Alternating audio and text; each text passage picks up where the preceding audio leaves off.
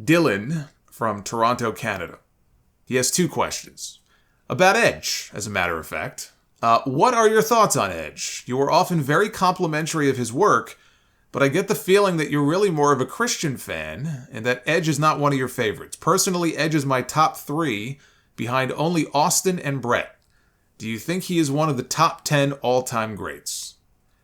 I don't have anything against Edge. I just personally don't think he's top 10 all-time. No, I don't.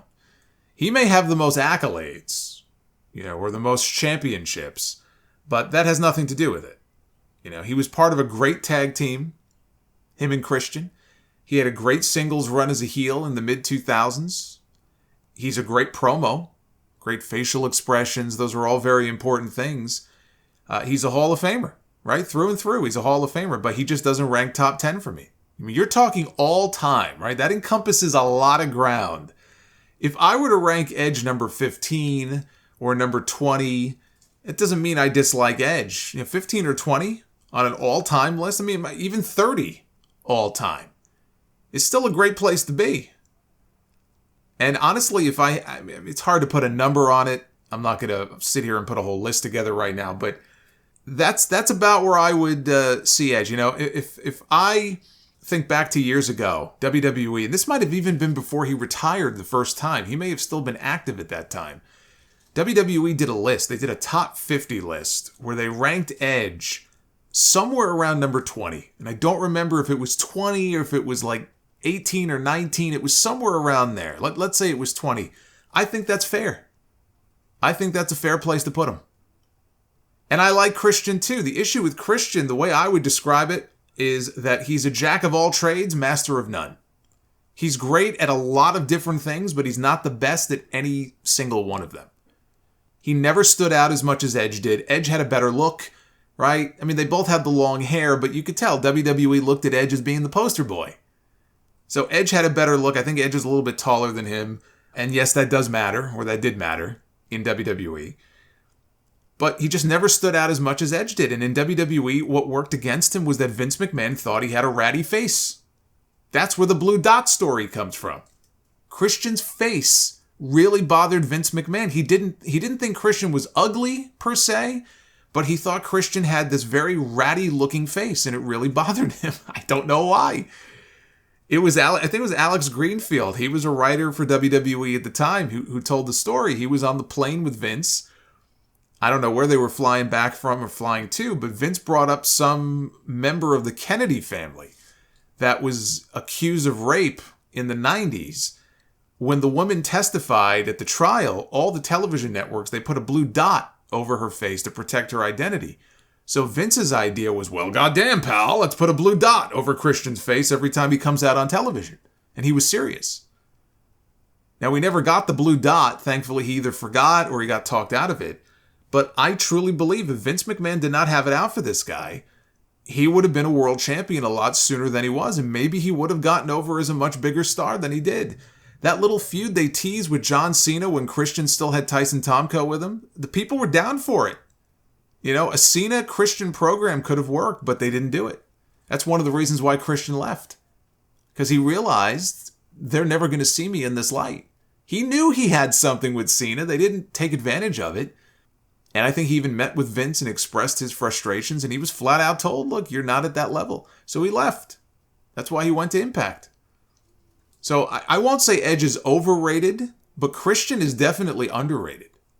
Edge was much better at Christian when it comes to emoting, which is very important. When you're on television, you can tell a story just by your facial expressions, by your eyes. And Edge has always been a master of that. He was a master of it back during his Rated R Superstar run and the whole Ultimate Opportunist run.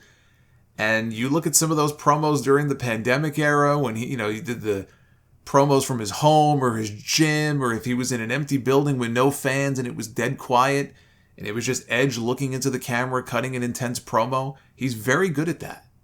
And that's an advantage that he has over Christian. The second part of his question, for many years now, the main event scene in WWE has been ruled by part-timers like Roman Reigns, Brock Lesnar, Undertaker, Goldberg, and others, including Edge. With all of the stellar matches that Edge has put on since his return, can you make the case that Edge has had the best part-timer career?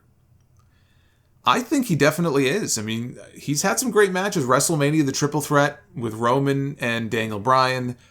The trilogy with Seth Rollins a couple of years ago. I love their matches. Their Hell in a Cell match at Crown Jewel. Best Hell in a Cell match I've seen in years and years. The I Quit match with Finn Balor, I remember that being pretty good. All great stuff. The matches he had with AJ Styles were disappointing. I expected more out of that feud. But every other big match he's had has been at least very good. So yeah, I mean, if you're going to talk about it in terms of their work in the ring and promos, I think that's fair. David from Sacramento. Back in 2019, leading into Survivor Series, WWE advertised a triple threat match between Brock Lesnar, The Fiend Bray Wyatt, and Adam Cole, and then quietly scrapped the match. I wanted your take on what could have happened if they followed through on this match, and more importantly, who goes over. Me personally, the finish would have to be a no contest, something over the top like Brock superplexing Bray through the ring, with neither man getting back up, and Adam Cole outside witnessing this and taking his belt and walking out. Yeah, and that's why I'm glad the brand warfare shit died once Triple H took over. That's the problem, right? You're thinking of these things in terms of, well, it should be a no contest. What a shitty way for that match to end. You're going to promote Brock Lesnar, Bray Wyatt, and Adam Cole on pay-per-view and have a no contest? So yeah, I'm glad that brand warfare stuff is not a thing anymore. You don't book matches like that if you're not going to give the fans a finish. As far as how the match would have gone, do you even have to ask, David? Lesnar and The Fiend would have left Cole for dead. And Brock Lesnar would have gone over. Of course he did. He would have gone over just like he did against AJ Styles, just like he did against Daniel Bryan, and just like he did against Rey Mysterio. This would have been no different. The idea of Vince McMahon having Adam Cole beat Brock Lesnar, even in a triple threat, is so laughable. I can't believe anybody would think that match would have ended any other way. He would have been destroyed. Chris from Florida. In Seth Rollins' latest babyface turn, it seemed to happen because the crowd loved to sing his theme song. Can you think of any other times where someone went babyface simply because of their music? I know people loved singing You Suck to Kurt Angle's music and people were fandangoing, but it never led to a babyface turn. I don't ever recall it happening before. I can't think of another example of it. I mean, unless you count CM Punk coming back with Cult of Personality a few weeks after he beat John Cena in 2011. I mean, I know he was a babyface in Chicago at Money in the Bank, but he went into that match as a heel. Punk was still a heel. He was still doing the straight edge society stuff. When he came back, the crowd took to him as a babyface. I mean, I don't think the music had too much to do with that. But I mean, that's the closest thing that I could think of. Jad from London, England. I like all the international flavor on the show this week. He says, my question concerns entrance videos and why you think they aren't used anymore. I think they used to play a big part in the presentation of the wrestler, but now you just see a graphic with their name on the TitanTron. Why do you think entrance videos aren't used anymore? The TitanTron era was dead long before they started using these, but I think their obsession with these 3D motion graphics just buried them once and for all. That was the final nail in the coffin. You know, Kevin Dunn and that production team, they love their motion graphics when wrestlers come out, right? They got the big Bianca Belair one with the braid, and they have the Roman Reigns one, the Usos, the graphics, they put their fingers up in the air. They even had one for Bad Bunny when he came out of Backlash. And look, back in the days of Saturday Night's Main Event, every wrestler had a logo they would put on screen before the match. I don't have a problem with them having logos, but I would rather have a cool TitanTron video playing in the background while they come to the ring. Especially now, they have those giant LED screens. They would be even more visible now than they were 20 years ago if they still put some effort into them, but they don't.